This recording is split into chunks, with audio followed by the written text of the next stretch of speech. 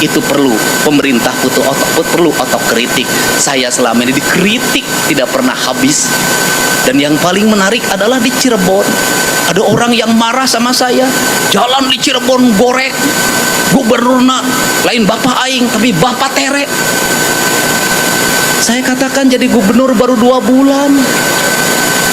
Terus ketika dicek jalannya jalan kabupaten, kunaon jalan kabupaten ngamak ka aing ari sia, kunaon teu ngamak kabupati nah. Kan menjadi aneh. Kenapa? Otokritik boleh, tapi harus logis. Perbanyaklah kritik pada saya. Pada apa?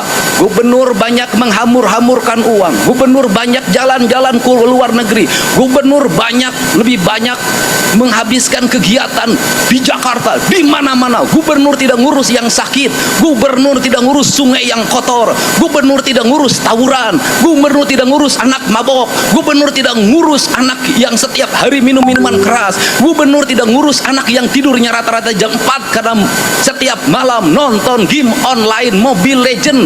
Kritik pada saya, gubernur gawe duitnya dihamur-hamurkan, anggarannya habis untuk bajunya sendiri, perjalanan dinasnya sendiri, nginep di hotel, dari hotel ke hotel. Kritik saya. Bukan dibalik, ketika gubernurnya jalan-jalan ke luar negeri terus duitnya dihabisin tidak jelas, itu pernah dikritik. Aing nu digawe dikritik.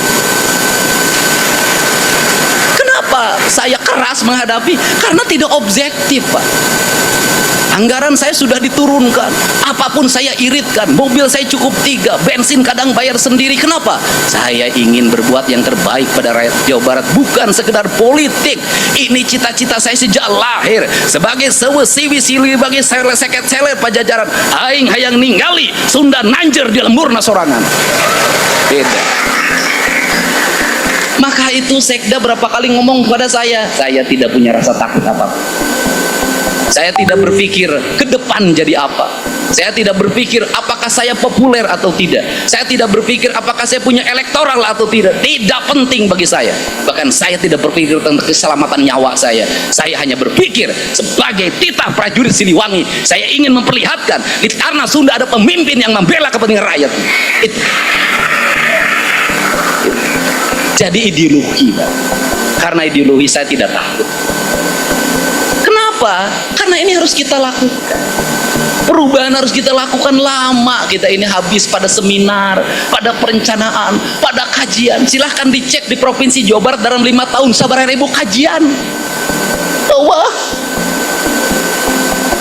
Nah, silahkan di kabupaten kota ada berapa ribu perencanaan. Karena di pemerintahan ini ada proyek perencanaan. Proyek perencanaan. Perencanaannya ayah duitnya serap, proyek nama Allah. Ini penting. Negeri ini memerlukan seperti ini hari ini. Nah, untuk itu apa yang kita mimpikan? Ya, yang kita mimpikan di ajaran Siliwangi itu go green itu simbiosis mutualisme itu. Di negara Siliwangi itu ya sungai harus bersih. Kalau sungai harus bersih judulnya juga cai. Kalau sungai harus bersih sebenarnya teologinya itu harus melahirkan tata bangunan. Tata bangunannya harusnya lahirkan IMB. Kalau dulu, nah harusnya rumah itu menghadap sungai, bukan membelakangi sungai. Nah hari ini ya saya bongkar. Kenapa? Karena sungai tidak terlihat, sawah tidak terlihat. Seluruh Jawa Barat jalan rayanya dipenuhi oleh warung. Saya nanya Pak Wali Kota, Pak Gubernur, saya mau beresin BBWS. Tuh warung-warungnya. Bapak nggak berani nertibin? Dari dulu Pak. Ya saya tahu dari dulu. Saya nanya, Bapak berani nertibin nggak? Dia mengatakan tidak berani. Ai wali kota wete wani komo lurah.